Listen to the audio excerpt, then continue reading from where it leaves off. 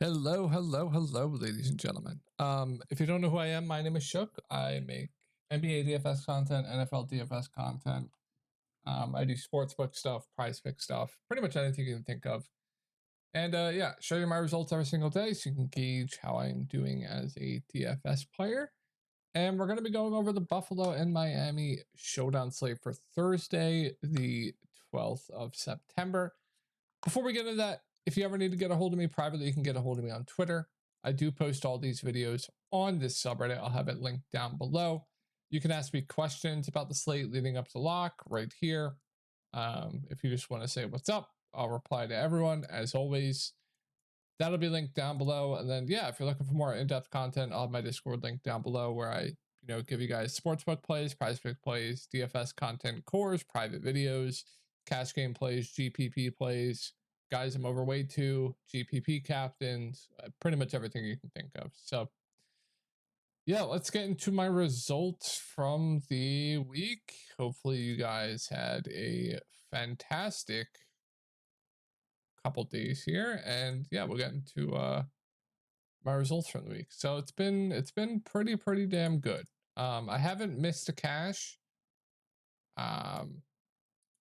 all NFL season yet. I forgot if I showed you guys my results from week 1. I think I did, but we'll just gloss over it again. This is my cash game lineup for week 1 that easily cashed. This is my afternoon lineup for week 1 that easily cashed, and then showdown just it was fairly easy. I didn't play any GPPs for the showdown slate. I was running a bit behind on time this week, but this is my cash lineup. Just new cash games. I played as much volume as I could possibly fit. CMC got rolled out. That unfortunately changed the entire slate. You have to be on Reddit to get my updates. Like, you couldn't fade San Francisco anymore with Christian McCaffrey out. Like, the Jets went from being one of my favorite teams to target in GPPs to San Francisco just overtaking that. You had to play San Francisco on the slate. So yeah, I do make the updates on Reddit, what I like for the slate and whatnot. So yeah, this is my cash lineup. Jordan Mason, captain. Pretty solid. Deebo Samuel, Brock Purdy, Aaron Rodgers, George Kittle. One of the easiest cash lineups you could ever have for a slate. So it's fairly straightforward. You could see the train is just huge, massive. So yeah, it was a good day. Hopefully you guys had a good day as well. And let's get into the slate. So let's go over news that we have or don't have so far. Nothing for Buffalo that we're waiting on. Miami, we are waiting for Devin Achane news. He is questionable. I would expect him to go here. Raheem Mostert already ruled out. And yeah, that's basically it. Absolutely wild. Tyreek Hill gets arrested right before the game. I watched the video of that. Just absurd stuff from the police there. Just absolutely absurd. Yeah, let's get into it. So Buffalo. Let's start off with Buffalo. I think Josh Allen's going to be a must for me, especially in a cash game setting. Absolutely elite role. Has rushing upside. Only threw the ball 23 times. Now, the thing here with Buffalo is they like to run the ball a ton. They were still running the ball a ton down to Arizona. So that's the one downside here. The total for this game and over under for this game, I believe it's only like a 2-point spread, but extremely high total. I want to say, yeah, decent total, 48.5, 2.5 point underdogs. The Buffalo Bills are, but yeah, absolutely elite roll. 9 attempts on the ground, 39 yards, had 2 touchdowns on the ground. Threw the ball only 23 times. Like I said, they were trailing for a decent amount in this game. We know the Bills, they like to run the ball a ton. That's the only downside with Josh Allen, but phenomenal play. Going to be a cash staple. You want him on all your cash lineups. Going to be overweight to him in GPPs. Absolutely love Josh Allen here. Now, if we take a look at the snaps here for Buffalo, like I said, they were still running the ball while they were down. James Cook played about 60% of the snaps or so. 15 pass plays and 19 running plays. The other running backs on this team, I don't have too much interest in, but Ty Johnson got 14 snaps and Ray Davis got 6 snaps. We're just gonna have too much value. I don't think it's possible for me to play guys like Ray Davis, Ty Johnson. If I had to pick one, it would be a guy like Ty Johnson. Fine play, but we have so much other value. Like, there's other guys I'd rather play. Like Mac Hollins, I think, is a good value this week. You have Jeff Wilson Jr. That's the best value play on the slate. So I don't think you have to be going trudging for value with those guys. But if you wanted a large field GPP dart and GPPs, Ty Johnson, I guess, is okay. Moving on to, like I said, I think James Cook, a decent play, 19 attempts, 71 yards, 3 targets. Going to be on the field a decent amount, over 60% of the snaps. They like to run the ball a ton, so he's going to get the usage. I think he's a fine play. If Shane plays, I do prefer Shane to James Cook, but no issues there. And then the guy I like quite a bit in GPPs is Dalton Kincaid.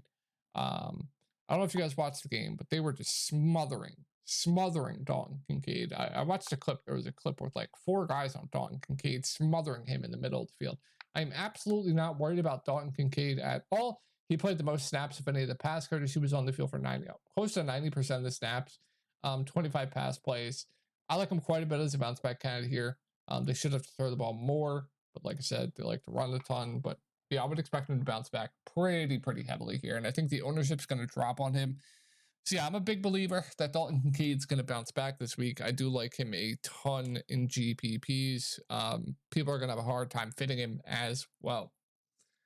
Then we get into the wide receivers. So the 2 surprises, I wouldn't say they're surprises, but like Coleman led the team in target market share. Curtis Samuel didn't play as much as people thought. And then Matt Collins played a good chunk. He looked good out there. So I think the clear best wide receiver for Buffalo is going to be Keon Coleman. He played 45 of the possible 61 snaps. He was on the field a ton. He has a ceiling as well.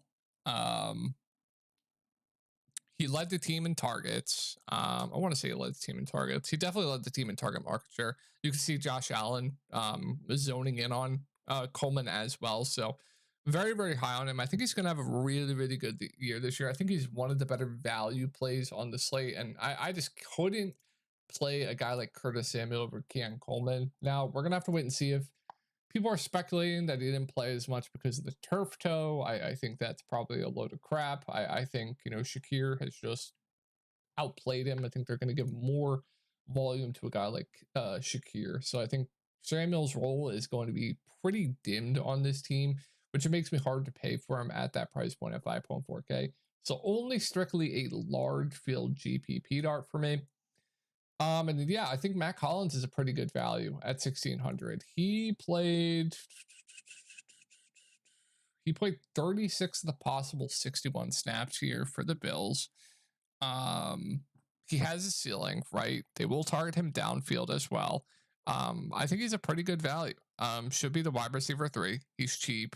And then, like I said, I can't play Curtis Samuel. Am I missing anyone?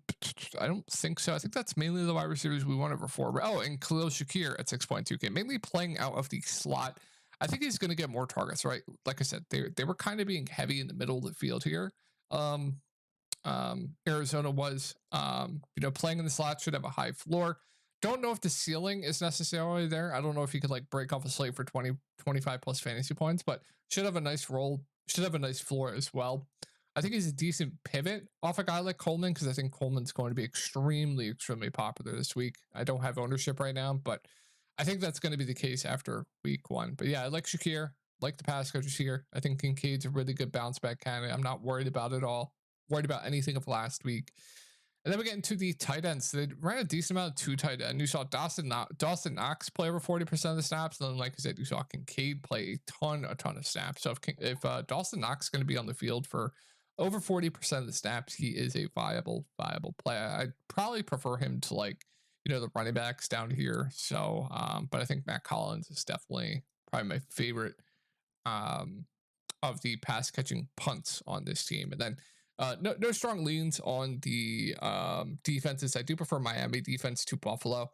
Josh Allen, he's turnover prone. They're going to be playing from behind, so you should get more dropbacks from Buffalo. Both teams like to run the ball, right? So more dropbacks equal more ceiling for the defenses. Like I said, Josh Allen's turnover prone. Defense has always been solid. Posting good fantasy scores up against Josh Allen. So if I had to pick one defense, it would be Miami.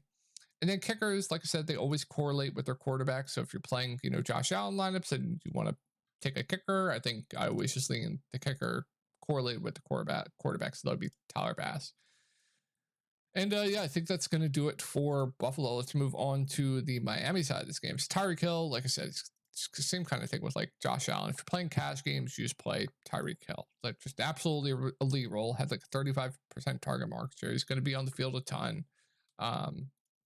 Absolutely amazing play on the showdown. Hard to get away from him personally for me. But if you want to pivot in GPPs, if everyone's going to play a guy like Tyreek Hill, that's going to leave one guy a bit under-owned in GPPs, and that's going to be a guy like Jalen Waddle. So like in lineups that don't have Tyreek Hill, maybe you boost Jalen Waddle.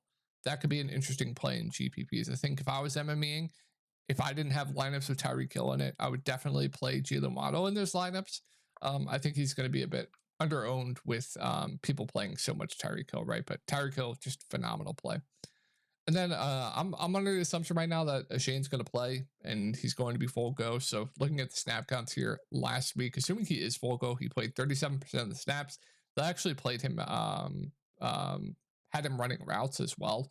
We know he's a good pass catcher. We know he's absolutely elite on the ground.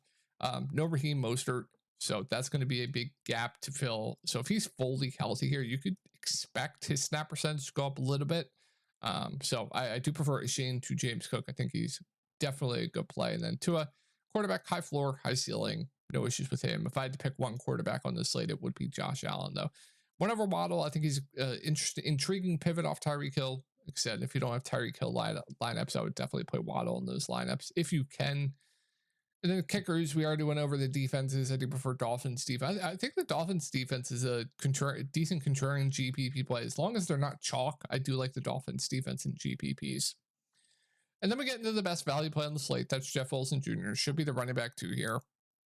Should get a decent amount of touches. He's 2.4K. He looks great. He's definitely the best value play on the slate right now. But Jalen Wright should be involved. I would expect a little bit as well. Playable, but no strong confidence there, which is much prefer playing a guy like Jeff Wilson Jr. Looking at the rest of the wide receiver snaps, you saw Braxton Berrios play 26 of the 71 snaps. He's fine, a fine punt. I think I prefer a guy like Matt Collins, though, at a similar price point. And then the tight end situation for this team, just absolutely disgusting. Jonnu Smith played 20% of the snaps. Durham Smythe played, 20 snaps. Durham Smythe played 30 snaps. Julian Hill played 42 snaps. Just absolutely disgusting. If I had to play one, it would be Jonnu Smith. I think he is the most upside in pass catching upside. He would be the guy to target there if you wanted any, but I have a hard time prioritizing any of them. And yeah, I think that's going to do it, guys. So like, as always, like correlation stuff, if we're playing 2 in the captain, we're always going to be pairing him with at least one of Tyreek Hill, Jalen Waddle, and you could throw one more pass catcher in there. I don't know if I guess you could include Devin Achane in that group with Tua Tagovailoa in the captain. Definitely fine with that. And then but like, you know, running backs in the captain, I think defenses are always good. So like, I think it's more of an example with like Shane's, like, since Josh Allen's very turnover prone, so like a Shane, you know, Dolphins defense, I think it's good. And then if you're going like, okay, Miami's going to be playing from ahead, you can go like a Shane captain, Josh Allen, one more pass catcher from Buffalo, right? Just make sure you're telling a story with your lineup. What game script do you think is going to happen in these games as well? So hopefully you guys had a good week. As always, I will be in the Reddit up until lock, and I am in Discord 24/7. I will have the more in-depth stuff in my Discord, and hope you have a good week. I will see you guys on Thursday.